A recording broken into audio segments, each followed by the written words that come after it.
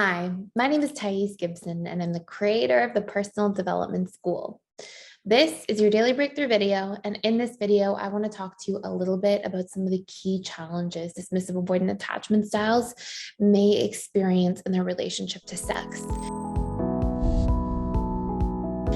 Now, I think it's really important to address this, A, because we get so many requests about this topic, and B, because when we look at the relationship to sex, it has a tendency to reflect the relationship to different core wounds or unhealed experiences we have in the relationship, literally to ourselves, because sex is so much about intimacy and closeness, and things that act as barriers to intimacy and closeness thriving are usually things that are pain points that we're carrying, painful imprints, traumatic experiences, fears that we have, and those things are likely to spill into the places in our lives and become most obvious when the most vulnerability is essentially required. So, as we know, dismissive avoidants tend to have a lot of emotional neglect in childhood, and that tends to create a lot of feelings of like shame, a lot of feelings of defectiveness, unfortunately, or perceptions of defectiveness, a lot of pressure on oneself. And so we'll see a lot of these themes come up in the relationship between the DA and their partner, where oftentimes they won't be present with another person during sex if they feel like there's too much vulnerability required. If they are not on board with the degree of vulnerability that the other person brings to the table, they can really close down or shut out the other person or just shut down altogether. And we'll see these different dynamics take place where they happen sort of along a continuum. Like these things will happen in varying degrees. So we may see, for example, that a DA gets some of their needs met sexually in relationships by having sex without being emotionally involved. But we also see different extremes. We're on almost the polar end of the spectrum. We'll see dismissive avoidants who are not even interested in having sex unless they feel safe with somebody first and they feel like there's some sort of intellectual connection or even small emotional connection where they feel a sense of comfort and security, because that tends to be really important to them. So usually we'll see DA sort of in extreme end of the spectrum there. And DAs, if they're somewhere in the gray area in between, where maybe they feel like they are sexually attracted to somebody or interested in somebody, but that person's a few steps ahead of them in terms of the emotional component of the relationship, sometimes DAs will assume that that's pressuring, and that can cause them to shut down or withdraw and really try to disconnect from the emotional intimacy element of sex.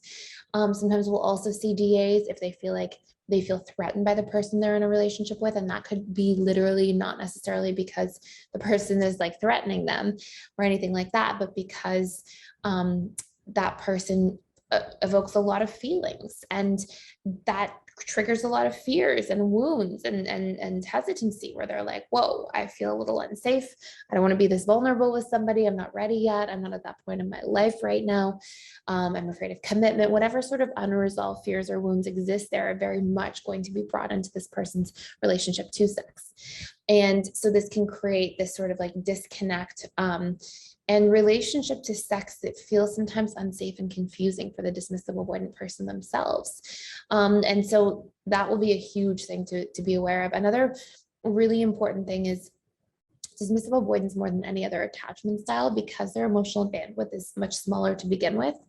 And because they tend to be more in sort of a state of coping, what we'll often see is dismissive avoidance when they have any job stress, confusion stress, change stress, any stress that's external in any other area of their life. This can cause them to sort of disconnect more from their body, and really sort of just be really in their mind and not really in the sensory experience of being present in their life. And that will absolutely spill into the relationship to sex. So if they're stressed or distracted, they may feel very adverse to sex, not really interested in having sex. And it's partially because they're disconnected from really being present in their own body to begin with. And so when they're in that state of mind, I've seen a lot of partners over the years of DAs be like, what's happened with my wife? She's totally disconnected, or with my husband, or these sorts of things. And it can often be that they're just sort of in a state of coping. And again, that's a symptom that that person's going through a tough situation at that point in time. And important coping mechanisms that are actually transforming. So actually healing coping mechanisms, things that can help you feel like you're less disconnected from your own body, more in your body, more present in your life, more still in your mind, more available and able to meet your own needs, more safe being vulnerable, all these different things that are important for the DA in general are really important in the relationship to sex, period. And so, by the way, we literally have a course that's all about attachment styles and sex, and we talk about different healing tools for each of the individual attachment styles. And you can check it out for free for 7 days by clicking the link in the description box below if you want to do a deeper dive, because I know there's a lot of info here. And if you hear my dog making noises, it's because he wants to come in the room.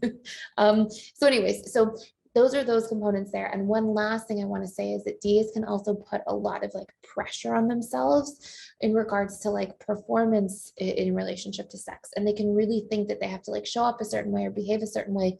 And instead of like pressuring and then going into people pleasing, like we may see more of the anxious leaning attachment styles, we'll often see for the DAs that they tend to be more in the position of like, really shutting down and shutting out, because they feel shame. And when DAs feel shame, it's usually connected to their I am defective core wound, which is a horrible wound to be carrying or to feel. And when that feeling comes up and they experience all the shame, they usually sort of want to go into their shell and like push away and stay away and not go back to that situation again. And we can see this really show up and affect a dismissive avoidance relationship to sex and to anybody they're sexually involved with. So I think that these are some really important points to know. Some of the different core wounds associated are like trapped, unsafe, unseen, misunderstood, defective, pressured. There's honestly so much more I can say about this topic, but these are some important things to just like be aware of at the beginning, because they have a huge impact on the relationship to sex in general. So if you want to do a deeper dive, please check out that course. You can try it out for free, along with all the other features of the platform that come with it. 4 live webinars a week, all of our social events and study groups. We've got online dating routines, all sorts of really exciting stuff. So check it out. Thank you so much for being here and for watching. Please like, share, and subscribe if you haven't already, and I will see you in the next video.